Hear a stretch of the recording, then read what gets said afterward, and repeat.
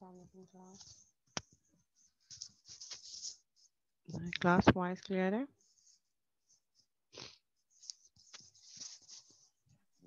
जी miss clear है।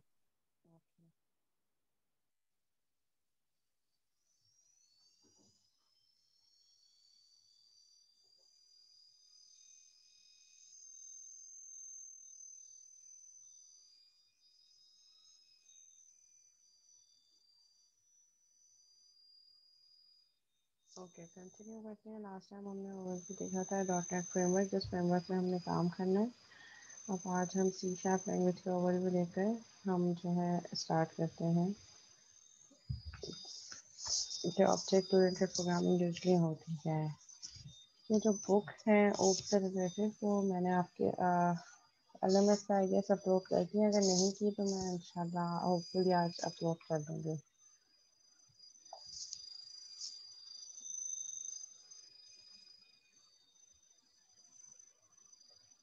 Last time हमने example discuss की थी टेलीफोन बुक की, जिसमें हम कौन कौन से एट्रीब्यूट सेट करेंगे और कौन कौन से मेथड और ऑपरेशन हम परफॉर्म कर सकते हैं। ठीक है, और एक हमने कॉन्सेप्ट देखा था रीयूजेबिलिटी का लास्ट टाइम, कि हम ऑब्जेक्ट ओरिएंटेड प्रोग्रामिंग में जब कोई एक कंपोनेंट कंप्लीट कर लेते हैं तो फिर हम उसको ही जो है रीमॉडिफाई या रीडिफाइन कर रहे होते हैं, सो दैट हमें कोई नया प्रोजेक्ट अगर उससे सिमिलर प्रोजेक्ट है तो उसको दोबारा से स्क्रैच से ना बनाना पड़े। तो जो एग्जिस्टिंग कंपोनेंट लाइब्रेरी में मौजूद है उसी को हम थोड़ा सा मॉडिफाई करके न्यू वर्जन पे न्यू मॉड्यूल्स पे काम कर सकें।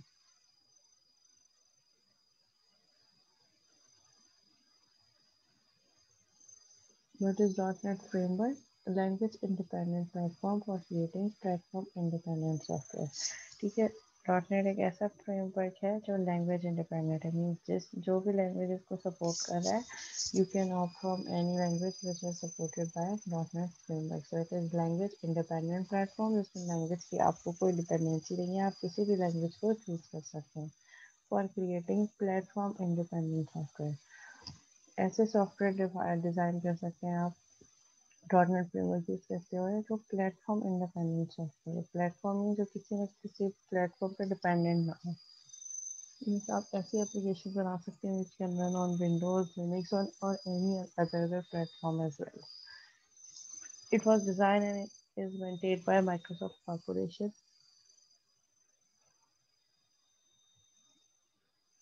Language independent means code can be executed written in any language. किसी भी लैंग्वेज में जो जिसको .NET सपोर्ट कर रहा है उसमें आप कोड राइट डाउन कर सकते हैं। Platform independent means that an application can be executed on any machine without being concerned with issues like what is the operating system of the machine, etc. Means आपने जो code write down किया है वो किसी भी machine पे चल सकता है जिसमें आपके पास .NET एनवायरनमेंट का विजुअल स्टूडियो इंस्टॉल हो, चाहे ऑपरेटिंग सिस्टम कोई भी हो, कोई भी वर्जन हो, कोई भी ऑपरेटिंग सिस्टम हो। Platform independence refers in particular to the ability of the application to run on any machine having any operating system installed in it. किसी भी मशीन पे कोई भी ऑपरेटिंग सिस्टम इंस्टॉल हो, उस पर भी आपका राइट डाउन किया हुआ कोड जो है वो चल जाए। It means that code is platform independent, जो किसी भी प्लेटफॉर्म पे रन हो सकता है।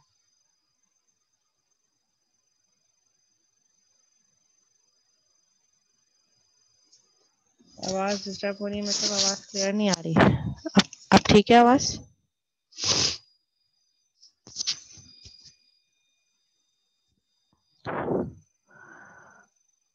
क्या प्रॉब्लम आ रही है? सबको आ रही है वॉइस में issue? Hello?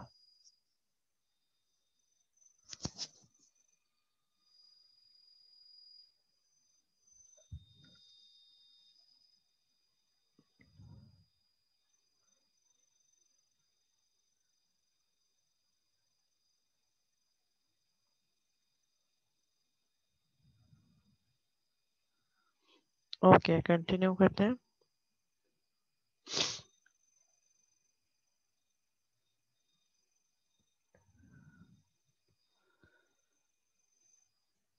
Managed code execution process. ठीक है, हमने लास्ट टाइम पढ़ा था कि मैनेज कोड क्या होता है। हर वो कोड जो हमारे CLR पे टारगेट होगा वो मैनेज्ड कोड होगा। मैनेज कोड मीन जो माइक्रोसॉफ्ट का या डॉट नेट की सपोर्टेड लैंग्वेज में राइट डाउन हुआ होगा। तो ये उसका प्रोसेस है। सबसे पहले हम सोर्स कोड राइट डाउन करेंगे। Any language written code of dot net framework. Dot net framework की किसी भी लैंग्वेज में हम कोड राइट डाउन करेंगे जो हमारे पास सोर्स कोड होगा। देन वो सोर्स कोड MSIL में ट्रांसफॉर्म होगा थ्रू लैंग्वेज स्पेसिफिक कंपाइलर। जिस लैंग्वेज को यूज़ करते हुए आपने कोड लिखा है उसी लैंग्वेज के कंपाइलर यूज़ करते हुए आप उस कोड को MSIL में ट्रांसफॉर्म कर देंगे, जो कि native compiler language specific language independent with dot net framework. अच्छा, एक हमारे पास ये भी ऑब्जेक्टिव है MISL में ट्रांसफॉर्म करने का, सो दैट हम जो कह रहे हैं कि प्लेटफॉर्म इंडिपेंडेंट है, तो प्लेटफॉर्म इंडिपेंडेंट कैसे है? Through MSIL code. हम डायरेक्ट मशीन लैंग्वेज के अकॉर्डिंगली जो ऑपरेटिंग सिस्टम है उसके जो है वो अकॉर्डिंग टू ऑपरेटिंग सिस्टम जो है हम कोड को डायरेक्ट जो है वो कंपाइल नहीं कर रहे हैं। हम कोड को MSIL में ट्रांसफॉर्म कर रहे हैं जो एक इंटरमीडिएट लैंग्वेज है। उस MSIL को CLR पे रन करके हम एग्जीक्यूटेबल कोड में ट्रांसफॉर्म कर रहे हैं which will run on CPU and output will be generate. तो ये जो MSIL है, ये अब जब इस MSIL को उठा के आप किसी और मशीन पे चलाएंगे, यानी कि किसी और ऑपरेटिंग सिस्टम पे, किसी और मशीन पे, तो आप ये एग्जीक्यूटेबल कोड नहीं उठाएंगे, क्योंकि एग्जीक्यूटेबल कोड इस जो है वो कंपाइल हुआ है आपके CPU के अकॉर्डिंगली। MSIL जो है वो क्या है? एक इंटरमीडिएट लैंग्वेज है। इस इंटरमीडिएट कोड को अगर आप उठा के किसी और मशीन पे चलाएंगे जिसपे कोई और ऑपरेटिंग सिस्टम होगा, तो वो फिर उसी इस मशीन के अकॉर्डिंगली एग्जीक्यूटेबल कोड जनरेट करेगा। इसलिए हम क्या कहते हैं कि ये MSIL कोड जो है ये पोर्टेबिलिटी प्रोवाइड करता है हमारे कोड को।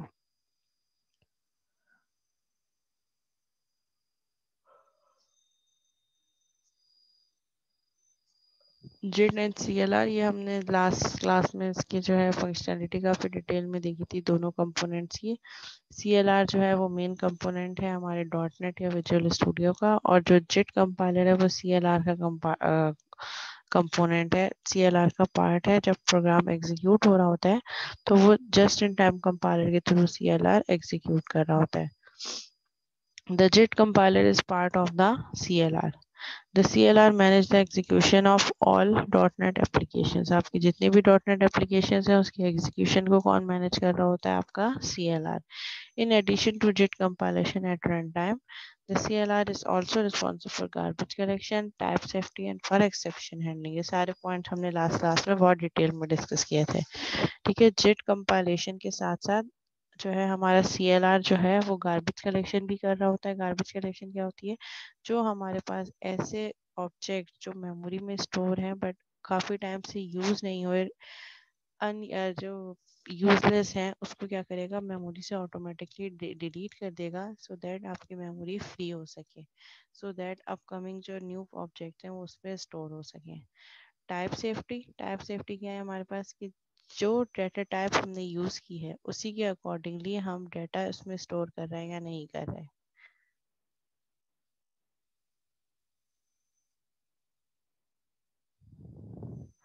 एंड फॉर एक्सेप्शन हैंडलिंग क्या होगी? कि रन टाइम पे अगर कोई एरर आ रहे हैं तो उसको हम कैसे मैनेज कर रहे हैं कि हमारी पूरी एप्लीकेशन जो है वो प्रॉब्लम ना क्रिएट करे, बल्कि अगर कोई एरर रन टाइम पे आ जाता है तो एबनॉर्मली हमारा प्रोग्राम जो है वो बिहेव ना करे।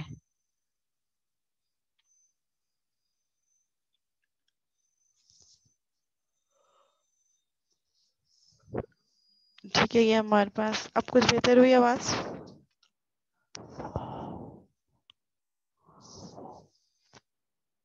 हेलो,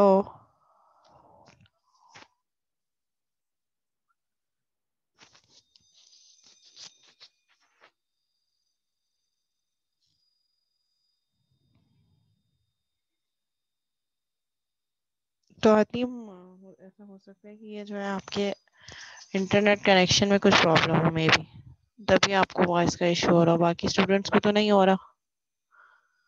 सबको क्लियर आ रही है आवाज़?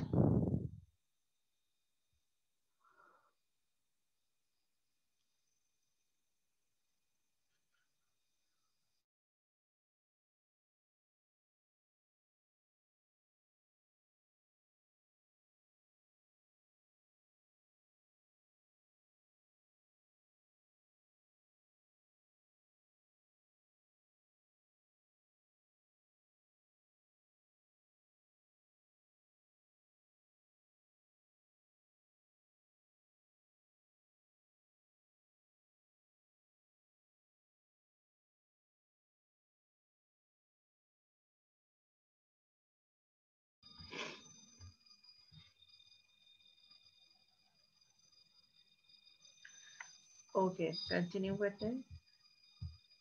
हतीम आप कुछ बेहतर हो आवाज?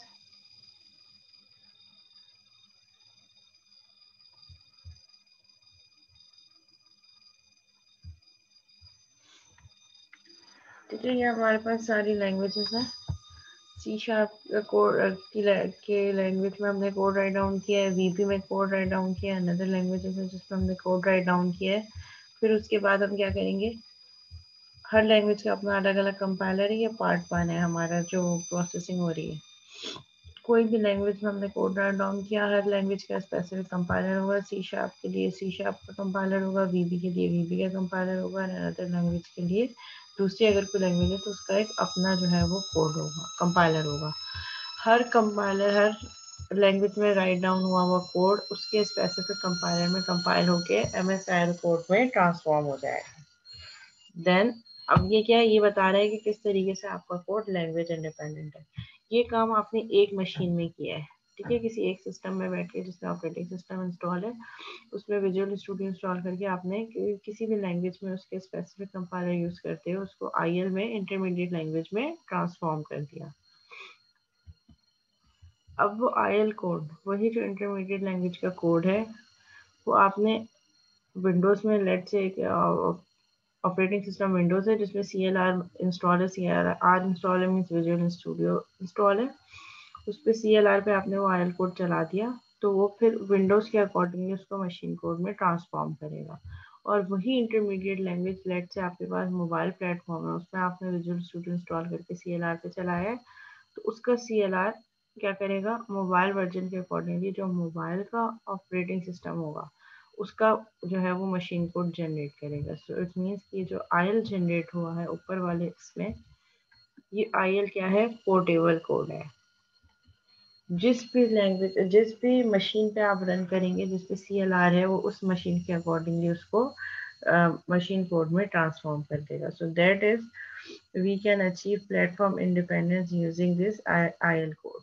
So ये मेन रीजन है कि हम डायरेक्ट जो हमारा कोड है, सोर्स कोड जो हम लिख रहे होते हैं उसको एग्जीक्यूटेबल कोड में ट्रांसफॉर्म नहीं कर रहे होते, बल्कि हम किस में कर रहे होते हैं, IL में ट्रांसफॉर्म कर रहे होते हैं। सो दैट वो IL की फाइल एक क्या होती है हमारे पास, MSIL की पोर्टेबल फाइल, वो हम उसको जिस भी एनवायरनमेंट में चलाएंगे जहाँ पे CLR इंस्टॉल है, वो उसी एनवायरनमेंट के अकॉर्डिंगली उसको एग्जीक्यूट करेगा, कंपाइल करेगा। ठीक है, ये सारे कंपोनेंट डॉटनेट फ्रेमवर्क के हमने लास्ट टाइम भी डिस्कस किए थे डिटेल में। ठीक है, सबसे पहले हमारे पास लैंग्वेजेस होती हैं टॉप लेयर में, फिर उसके बाद क्योंकि मल्टीपल लैंग्वेजेस है, सो मल्टीपल लैंग्वेजेस के लिए we have specification, a set of rules जो कि और लैंग्वेज को, जितनी भी लैंग्वेजेस हैं उन सबको फॉलो करने हैं, क्योंकि उनको एक ही CLR के अकॉर्डिंगली रन करना होता है। सो कुछ रूल्स हैं, कुछ गाइडलाइंस हैं जो हर लैंग्वेज को फॉलो करने ज़रूरी है। देन उसके बाद हमारे पास base class library. Base class library क्या करी होती है, जितने भी हमारे पास कंपोनेंट, जिनको हम कह रहे हैं रीयूजेबल कंपोनेंट्स, ऐसे मेथड्स, ऐसी क्लासेस जिस पे मेथड्स बने हुए हैं, हमने उसको क्या किया, लाइब्रेरी में स्टोर कर दिया। वट एवर हमें उन मेथड्स की ज़रूरत होगी, हम उनको उनकी क्लास को एक्सेस करके उन मेथड्स को यूज़ कर सकते हैं। एंड सबसे हमारे पास लोअर लेवल लेयर कौन सी होगी, common language run time, CLR, जो कि कोड की एग्जीक्यूशन का रिस्पॉन्सिबल है।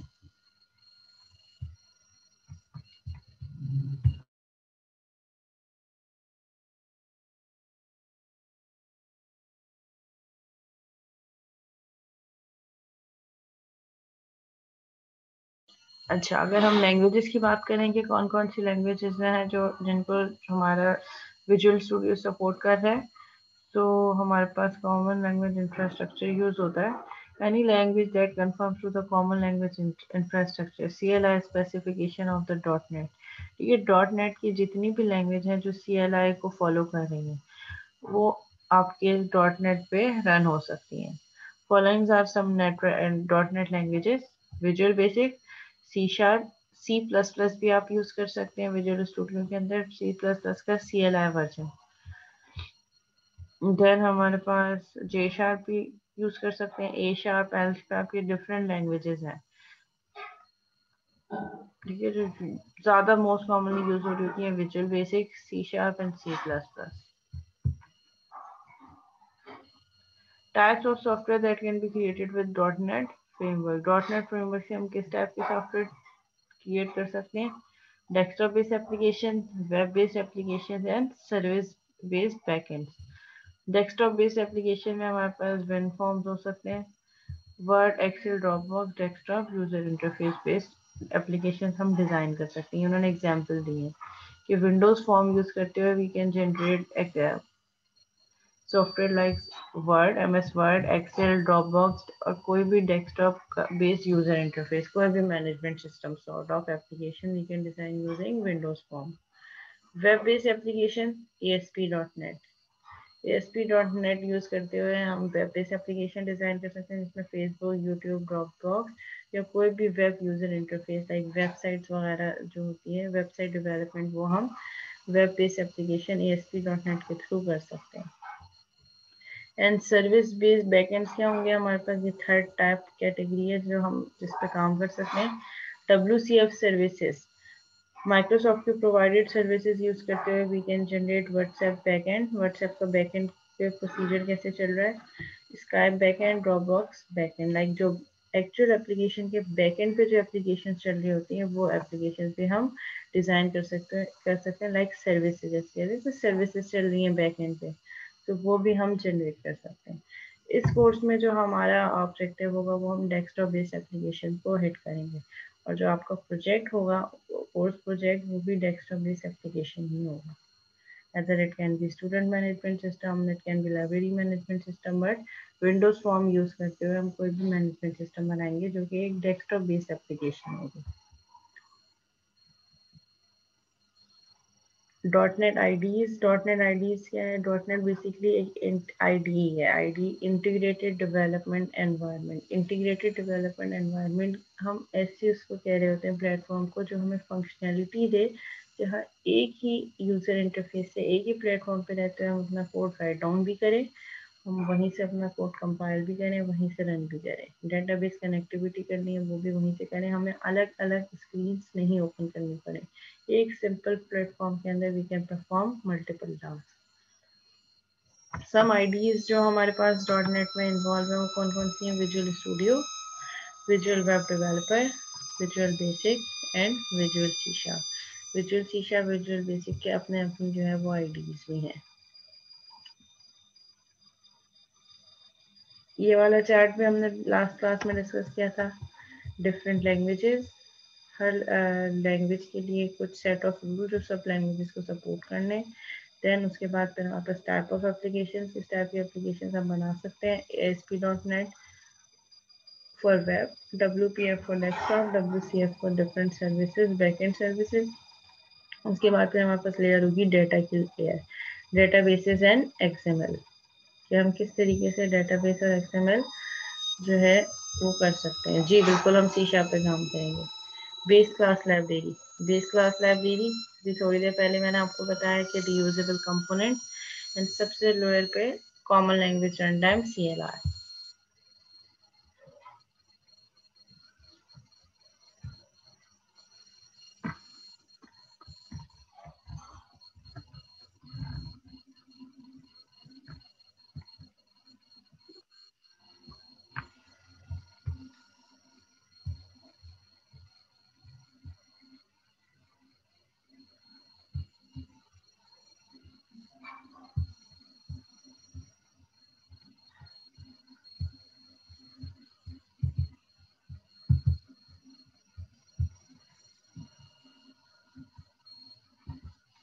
ठीक है, सो सी शार्प क्या है हमारे पास? सी शार्प जो है वो 2000 में माइक्रोसॉफ्ट ने C sharp programming language announce की थी, लॉन्च की थी। सी शार्प जो है उस बेसिक रूट या बेसिक वो कहाँ से ले रही है? C++ और जावा प्रोग्रामिंग लैंग्वेज को मेन कंपोनेंट्स को इनहेरिट कर रही है, यानी कि C++ और जावा के कंपोनेंट्स को यूज करके एक नई लैंग्वेज डिजाइन हुई 2000 में माइक्रोसॉफ्ट ने डिजाइन की, विच इज सी शार्प। मतलब total object oriented programming language है, हमारे पास प्लेटफॉर्म इंडिपेंडेंट है। It has similar capabilities to Java, जैसे हमारे पास जावा की कैपेबिलिटीज हैं उसी तरह हमारे पास सी शार्प की कैपेबिलिटीज हैं। It is appropriate for the most demanding app development task, especially for building today's desktop based applications, large scale enterprise applications, ठीक है, डेस्कटॉप बेस्ड एप्लीकेशन हम जनरेट कर सकते हैं, क्रिएट कर सकते हैं यूजिंग सी शार्प। हम लार्ज स्केल एंटरप्राइज, ठीक है, किसी भी ऑर्गेनाइजेशन की कोई एप्लीकेशन वगैरह है वो भी हम डिज़ाइन कर सकते हैं। वेब बेस्ड एप्लीकेशन डिज़ाइन कर सकते हैं, mobile based application and cloud based application भी हम डिज़ाइन कर सकते हैं using C sharp. It is supported by the .NET Use Class Library that makes development of modern graphical user interfaces applications for personal computer very easy। ठीक है, C sharp की जो है वो माइक्रोसॉफ्ट की जो बिल्ट इन क्लास लाइब्रेरी है उसको यूज़ कर रही है, सो दैट आपके लिए कोई भी, आप चाहे कोई वेब बेस्ड एप्लीकेशन बना रहे हो, डेस्कटॉप बेस्ड एप्लीकेशन बना रहे हो, उसमें आपको बहुत ज़्यादा ईज प्रोवाइड कर रही होती है कि वो बिल्ट इन कंपोनेंट्स को यूज़ कर सकती है। C# is a general-purpose object-oriented programming language developed by Microsoft for program development and .NET Framework. It is a C-like language, and many features resemble those of C++ and Java. For instance, like Java, it too has automatic garbage collection. ये जो automatic garbage collection वाला feature है, ये C# किससे inherit कर रही है? Java से। Java में भी automatic garbage collection होती है, so that आपकी memory जो है वो free हो सके। ऑब्जेक्ट ओरिएंटेड प्रोग्रामिंग एक ऐसी लैंग्वेज जिसमें हम ऑब्जेक्ट को माइंड में रखकर विजुलाइज करके काम कर रहे होते हैं कि व्हाट आर ऑब्जेक्ट्स, और वो ऑब्जेक्ट्स क्या हैं जो रियल वर्ल्ड ऑब्जेक्ट्स हैं, जो रियल वर्ल्ड में एग्जिस्ट कर रहे होते हैं, उसी को हम मैप कर रहे होते हैं अपनी एप्लीकेशन के अंदर कि हमारी एप्लीकेशन के अंदर कौन कौन से ऑब्जेक्ट एग्जिस्ट कर सकते हैं।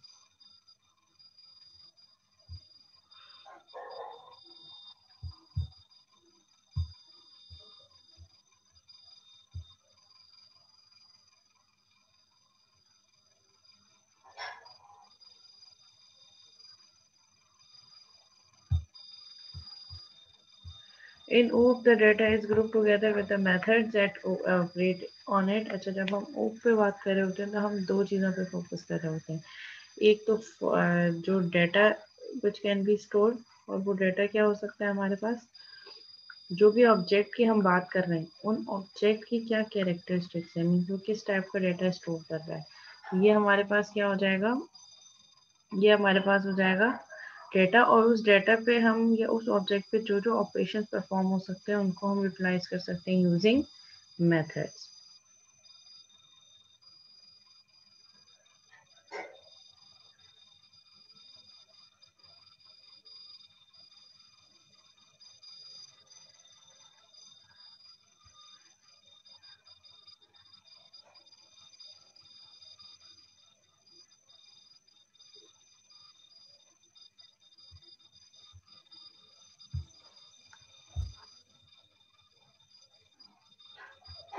कह सकते हैं, लेकिन C++ totally object oriented programming थी, लेकिन उसको, उसकी जो लिमिटेशंस और जो प्रॉब्लम्स थे उसको ओवरकम किया C# ने।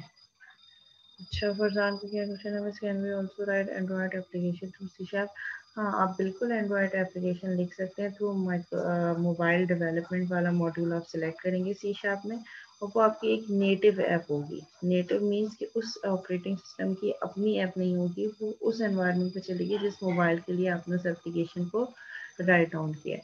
सो आप लिख सकते हैं, आप राइट डाउन कर सकते हैं Android application through C#, but वो जिस मशीन पे आप उसको राइट डाउन करेंगे वो उसकी नेटिव ऐप होगी, और फिर वो वहाँ चलेगी जिस एक्चुअल मोबाइल पे आपने उसको एग्जीक्यूट करना है।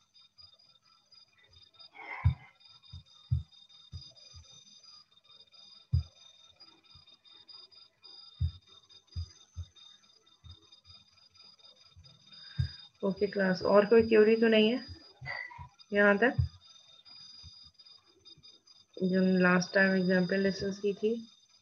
अब हम यहाँ से स्टार्ट ले रहे हैं ऑब्जेक्ट का। ये कॉन्सेप्ट ऑफ ऑब्जेक्ट क्या है हमारे पास, ठीक है। ऑब्जेक्ट क्या है, कोई भी एक ऐसा मेरे पास सॉफ्टवेयर का एलिमेंट, जो सॉफ्टवेयर हम बनाने जा रहे हैं उसका कोई भी ऐसा एग्जिस्टिंग एलिमेंट जिसके स्टेट और बिहेवियर होते हैं। स्टेट मीन्स, अगर मैं एक पर्सन की बात करूं तो पर्सन का नेम, उसकी आईडी, उसकी एज, उसकी हाइट, ये सारे उसके स्टेट है। और बिहेवियर क्या है, वो सारे ऑपरेशन जो एक पर्सन परफॉर्म कर सकता है। A person can eat, a person can walk, a person can move, So these all are the behaviors of object. Software objects are often used to model the real world objects that you find in everyday life. ज़्यादातर जो हम mapping कर रहे होते हैं software object की वो real world object से कर रहे होते हैं जो हमारी डेली लाइफ में एग्जिस्ट कर रहे होते हैं. Objects are keys to understand object oriented technology. उन ऑब्जेक्ट को समझने के लिए हमारे पास ऑब्जेक्ट ओरिएंटेड टेक्नोलॉजी को समझने के लिए ऑब्जेक्ट्स आर प्लेइंग की रोल. ठीक है. So what is object? Many examples of real world objects. ठीक है. Your dog can be an object, desk, working desk, your television set, your bicycle, your mobile phone. Each and everything which exists in real world is an object. Real world objects share two characteristics. They all have state and behavior. For example, ठीक है. हर object की दो at least characteristics जरूर होंगी.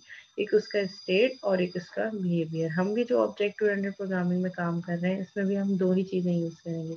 जो भी object को हम यूटिलाइज कर रहे हैं उसके लिए क्लास बनाएंगे और क्लास में दो मेन एट्रीब्यूट कैरेक्टरिस्टिक्स होंगे, state and behaviour. State means simple जो वेरिएबल डिक्लेरेशन होती है and behavior means methods or operations. For example, dogs have a state. Dog के क्या state हो सकते हैं? Name, color, breed, and behavior can be like barking, fetching, wagging tail, etc. etc. इसी तरह अगर हम बाइसाइकिल की बात करें तो बाइसाइकिल का स्टेट क्या होगा? उसका करंट गियर कौन सा है, करंट पेडल कैडेंस कौन सी है, करंट स्पीड कितनी है. और बिहेवियर क्या क्या हो सकते हैं? Changing gear, changing pedal cadence, applying brakes. Okay, so these all are the behavior which can be performed by bicycle object.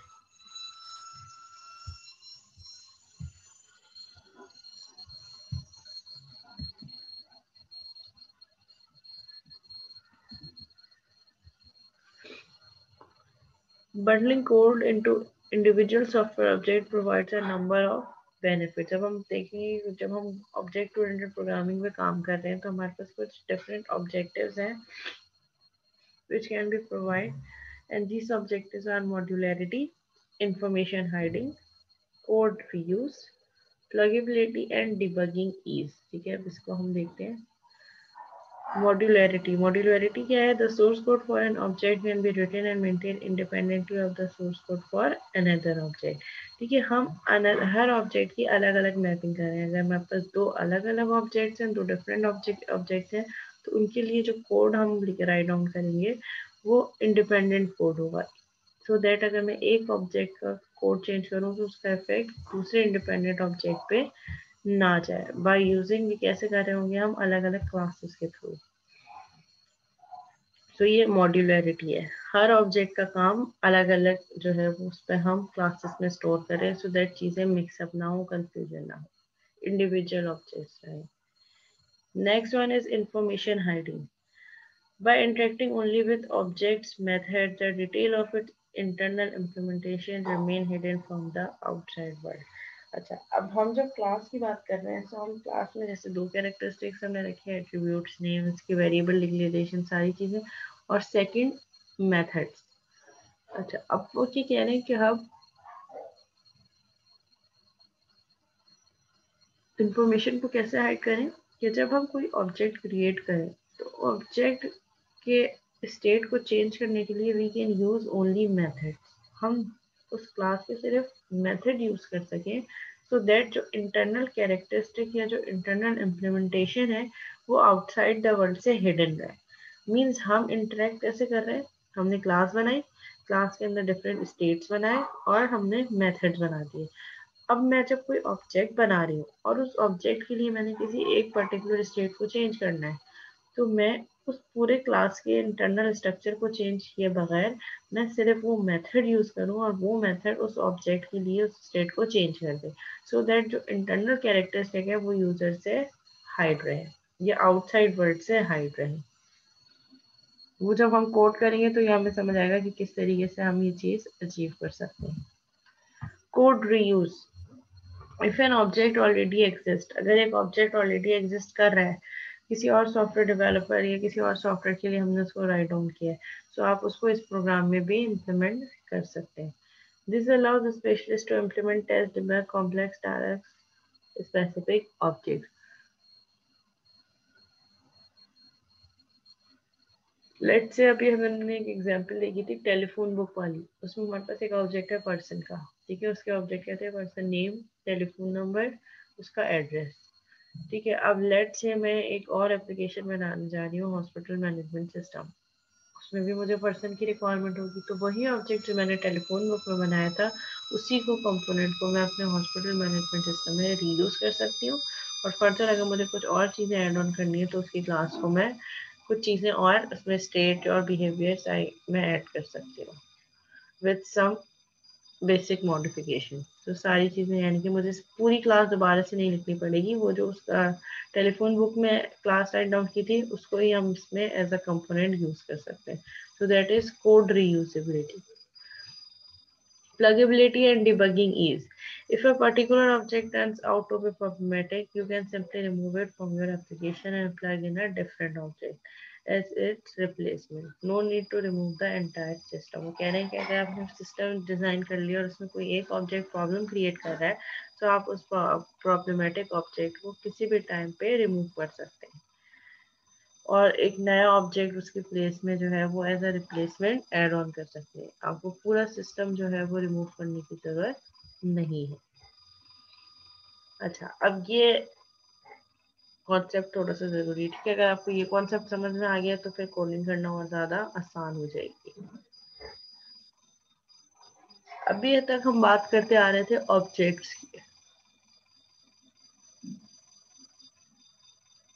ठीक है। So objects we can have multiple objects. अगर मैं एक सिस्टम की बात करूं, कोई भी सिस्टम ले लेते हैं, let's say library management system, ठीक है। लाइब्रेरी मैनेजमेंट सिस्टम में जो हमारे पास मेंबर्स हैं, ठीक है, वो सब ऑब्जेक्ट है, ठीक है। अब we can have multiple members, ठीक है, एक मेंबर तो नहीं होगा हमारे पास, we can have multiple members. तो हर मेंबर एक ऑब्जेक्ट को रिप्रेजेंट कर रहा है, member one object one, member two object two, member three object three and so on. अच्छा, अब उनको हम अपने कोड में डिस्क्राइब कैसे करेंगे? अगर हम ऑब्जेक्ट की डिस्क्रिप्शन दें, तो ऑब्जेक्ट तो बहुत सारे बनेंगे हमारे पास, ठीक है। एन मेंबर्स हो सकते हैं हमारे पास, N N can be 100, 200, 500, 1000। So but क्या है, सब मेंबर की टाइप सेम है, सब मेंबर की क्लास से बिलोंग कर रहे हैं। तो हर ऑब्जेक्ट जो जो कि एक क्लास से बिलोंग कर रहा है, जिसकी कैरेक्टरिस्टिक्स, स्टेट और बिहेवियर सेम है, सेम मीन जिनके नाम, जैसे अगर मैं पर्सन की बात करूं, तो अगर मैं भी पर्सन हूँ, आप भी पर्सन है, जो एट्रीब्यूट मेरे होंगे वही आपके होंगे, जो बिहेवियर मेरे होंगे वही आपके होंगे, ठीक है। कॉमन बिहेवियर की बात हो रही है, कॉमन एट्रीब्यूट्स, ठीक है। जिसमें नेम आ गया, एज आ गया, डेट ऑफ बर्थ, मेरी भी नेम है, आपका भी नेम है, मेरी भी डेट ऑफ बर्थ है, आपकी भी डेट ऑफ बर्थ है। वैल्यू चेंज हो सकती है लेकिन एट्रीब्यूट्स की हम बात कर रहे हैं। मेरी भी हाइट है, आपकी भी हाइट है।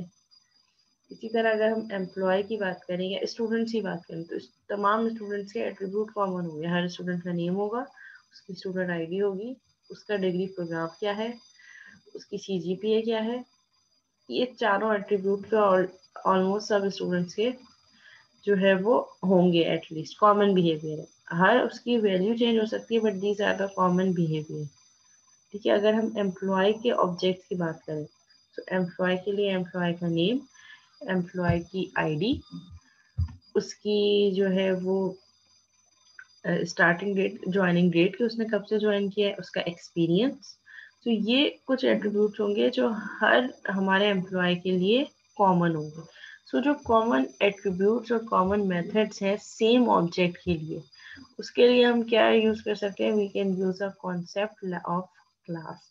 अ class can be a blueprint for an object, एक टेम्पलेट होगी ऑब्जेक्ट के लिए। लेट से क्लास बनाने का फायदा क्या होगा? मैंने एक जनरल क्लास बना दी which is not specific to any specific object.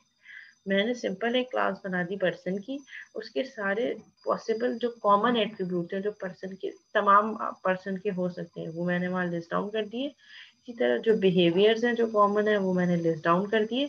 अब उस क्लास का फायदा क्या होगा कि जब जब उस क्लास का कोई ऑब्जेक्ट बनना होगा, वो उस क्लास को यूज करते हुए we can create multiple object of the same class, जो सेम क्लास से बिलोंग कर रहे होंगे।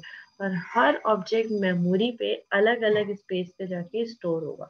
लाइक जो क्लास के एट्रीब्यूट से मैंने ऑब्जेक्ट 1 बनाया, ऑब्जेक्ट 1 के लिए क्लास के सारे नए एट्रीब्यूट एक मेमोरी के एरिया में स्टोर हो गए, हीप एरिया में। फिर नेक्स्ट ऑब्जेक्ट बना, वो वही क्लास के एट्रीब्यूट यूज करेगा और उसकी अपनी वैल्यूज यूज कर सकता है। वैल्यूज सबकी स्पेसिफिक होंगी, ठीक है, सेम नहीं होंगी, लेकिन एट्रीब्यूट सेम होंगे, बिहेवियर सेम होंगे, बट वो जो कैरेक्टरिस्टिक्स और जो मेरे पास एट्रीब्यूट्स की वैल्यू है वो सबकी डिफरेंट होगी और अलग अलग मेमोरी के फ्री एरिया में स्टोर होगी, सो दैट कि अगर मैं किसी एक ऑब्जेक्ट का नाम चेंज करूँ तो उसका इफेक्ट दूसरे पे ना पड़े। So that is the concept of classes and object. ये कॉन्सेप्ट क्लियर है क्लास?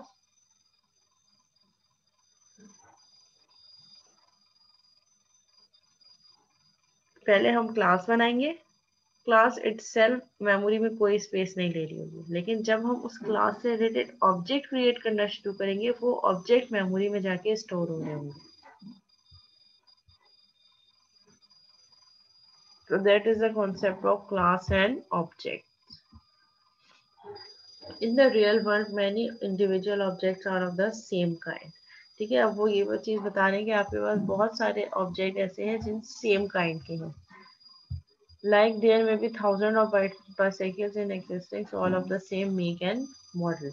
ठीक है, हमारे पास बहुत सारी बाइसाइकिल्स होंगी जिनका मॉडल भी सेम होगा और वर्जन वगैरह सारी चीजें सेम होंगी। Each bicycle was built from the same set of blueprints and contained the same components. अब कह रहे हैं कि जो बाइसाइकिल बनाने का जो मैकेनिज्म है वो सेम है, ठीक है, ब्लूप्रिंट सेम है, जो आर्किटेक्चर है, जो डिजाइन है वो सेम है, जो तमाम बाइसाइकिल्स फॉलो कर लेंगे। Your bicycle is an instance of the class of objects known as bicycle. वो क्या कह रहे हैं, जिसमें से आप अपनी अगर बाइसाइकिल की बात करें तो वो क्या है, वो एक इंस्टेंस है of the class of object known as bicycle. यानी कि आपने जो क्लास बनाई है बाइसाइकिल की, जो कि एक ब्लूप्रिंट है जिसके डिजाइन को तमाम बाइसाइकिल फॉलो करेंगे, आपकी बाइसाइकिल भी उसी का एक इंस्टेंस है। अच्छा, मीटिंग एंड होने वाली है, सेम मीटिंग आईडी पे दोबारा ज्वाइन करेंगे विदाउट एनी डिले।